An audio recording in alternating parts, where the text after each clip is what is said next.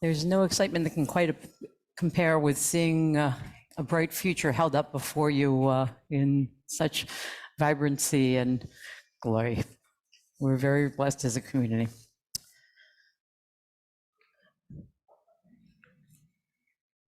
So as is the tradition that was bequeathed me by generations of rabbis before, I have just a word or two to share with you on the occasion of the second day of Rosh Hashanah. It was the dog days of summer, a time when most 12-year-olds were lounging by the pool or kicking around a soccer ball.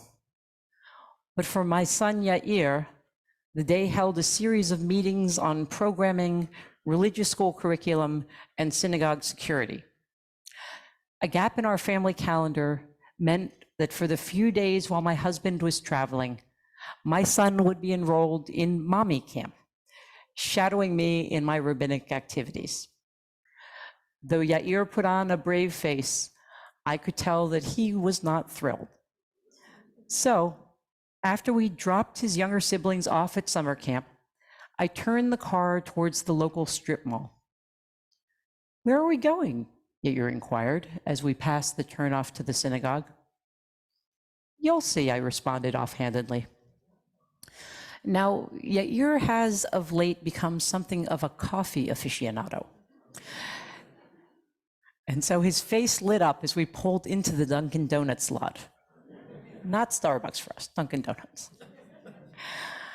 I too smiled and started towards the drive-thru, but then I paused as I realized that I was going to be spending a good part of the day sitting behind my desk.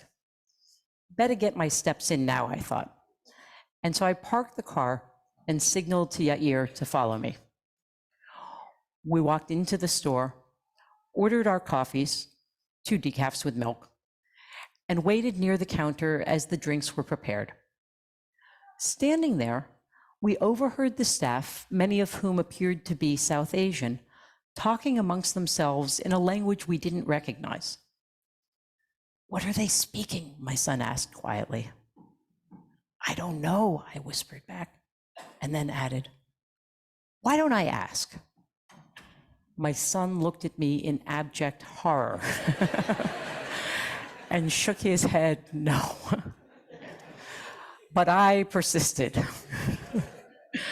When our order was ready, I thanked the server and then asked him, "What language were you and your friends just speaking?" "Hindi, Marathi," throwing out 2 Indian languages, maybe the 2 Indian languages that I knew from a high holiday pulpit in Mumbai back when I was pregnant with Yair. My son looked at me as if he was going to sink through a hole that had just opened in the floor. But our server responded cheerfully, "Oh, well, the staff here speaks several languages, but most of us speak Bengali." "Any Tamil speakers?" I asked. My son was in Singapore not long ago, and he picked up a few phrases in Tamil. Our interlocutor thought for a moment before calling out, "Hey, anybody here speak Tamil? Come chat with this young man." A hand went up in the back of the store, and the server shouted out what must have been a greeting in Tamil. My son averted his eyes and muttered apologetically that he had forgotten whatever Tamil he had learned. "No problem," our server piped up. "Go study some more, and then you can come back in and practice." At this point, my son could not suppress a grin, and we walked out delighted at this unexpected moment of connection. Getting into the car, it occurred to me that that entire magical exchange would never have happened if I had opted for the drive-thru. There are, in fact, countless hundreds, thousands of human exchanges that never happen because of the drive-thru culture that we live in. Our society has inculcated us with the values of economy and efficiency, and in response, we are, or we have become, a people who buy our coffee at drive-thrus, shop for groceries on Instacart, and order food in restaurants by typing selections into our phones. We'll do whatever we can to shave 15 minutes off of a transaction and to avoid having to deal with the messiness and inaccuracy of person-to-person exchanges. Though this pious dedication to efficiency may be buying the American worker a small measure of productivity, and I would argue that that itself is debatable, it's killing us as people, literally. During the past decade, our country has seen our gains in longevity stagnate.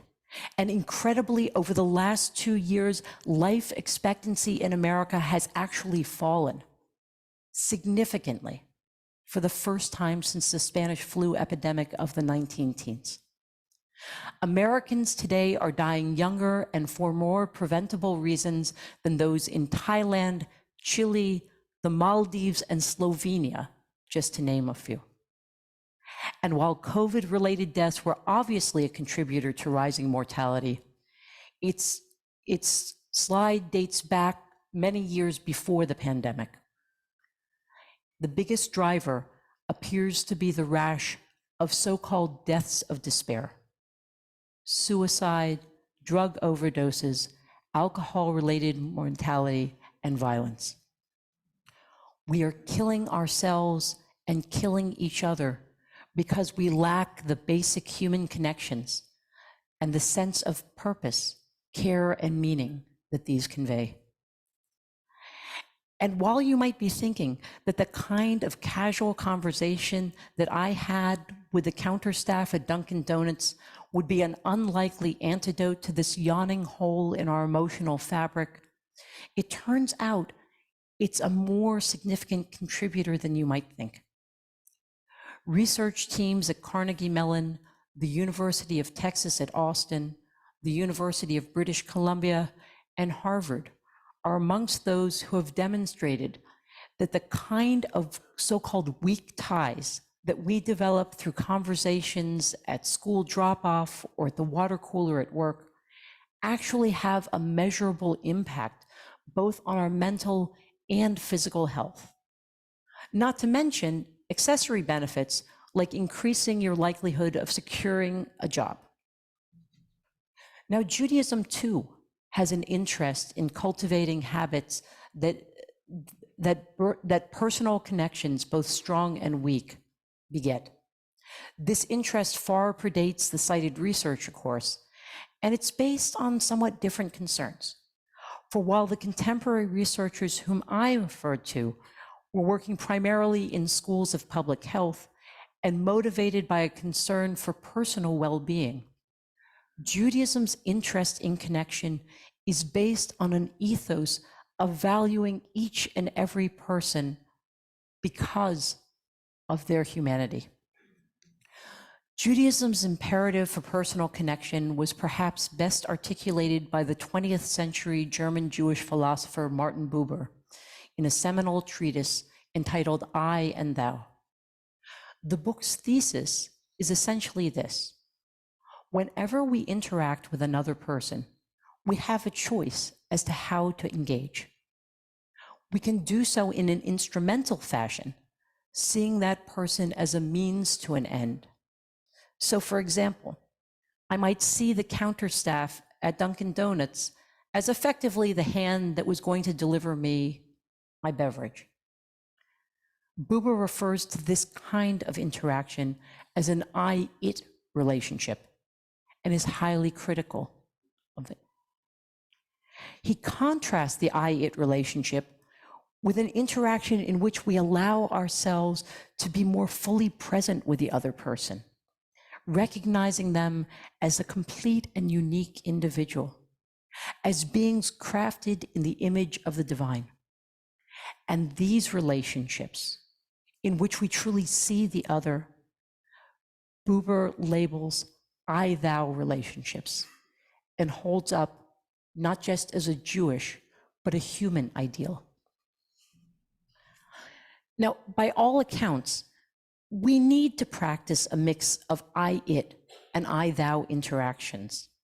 It's just not possible to get through a day treating every individual, every contact with another person in an I-thou fashion.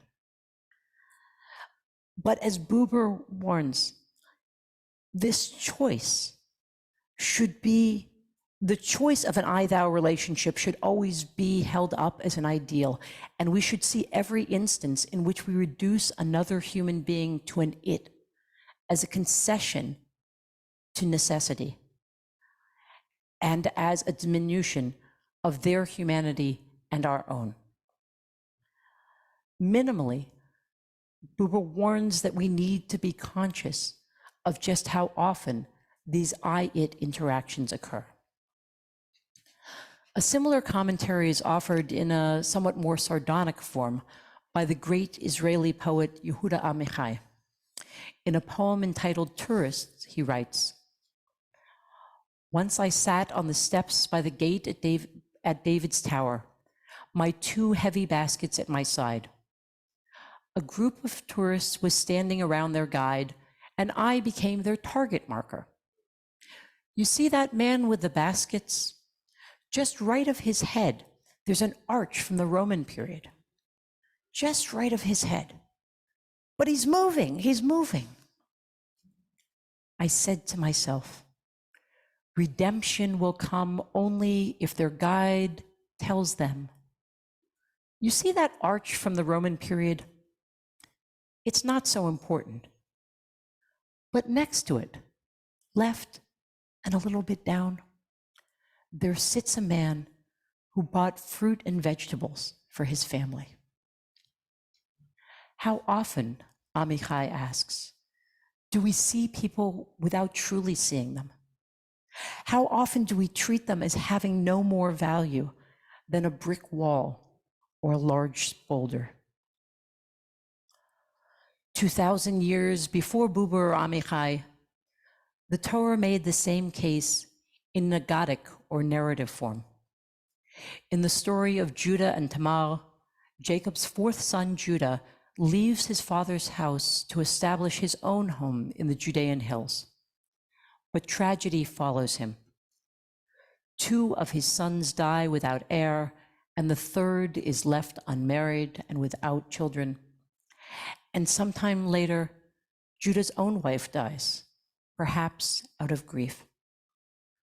Judah is overwrought and makes his way to Timnah, the site of a communal gathering. And there he spots a woman whom he assumes to be a prostitute and decides to spend the night with her to assuage his loneliness. In the process, reducing this most holy and intimate interaction to a commercial exchange. But even more damning, some months later, Judah comes to know that the woman he has treated as a harlot is none other than his own daughter-in-law, the widow of his 2 sons. The story of Judah and Tamar illustrates in a few deft strokes the horrible price of seeing others as a means to address our own needs. Although Judah ironically does accomplish his goal of bearing an heir, his path to doing so feels filthy, even by ancient standards, and he himself is demeaned in the process. It's also noteworthy that the other in the Judah and Tamar story is not actually a stranger. It's a member of Judah's immediate family that he is reduced to an it. And this perhaps is a scenario about which our Torah holds the greatest concern, for it returns to the theme of the diminution of our own family, again, even more poignantly in this morning's Torah portion, the Akedah. The story of the Akedah, Abraham's intended slaughter of his son Isaac, is one of the most wrenching stories of instrumentality of all times. To understand it in this light, we need to step into the interpretive lens of Professor Aviva Zornberg, a psychologist and modern teacher of Midrash. Professor Zornberg, in her masterful study of the Akedah, explains that Avraham is a man who has long been struggling with a sense of inadequacy in his relationship to God. Despite having been posed and successfully completed 9 prior tests, Abraham still wonders if God recognizes his allegiance and sees him as truly loyal. So he begs God for one more test, perhaps a test that he has suggested himself. Allow me, he begs, to prove to you, God, that there is nothing I would withhold from you, that my devotion to you is absolute. And so he is posed with the Akedah, with the prospect of sacrificing his own son.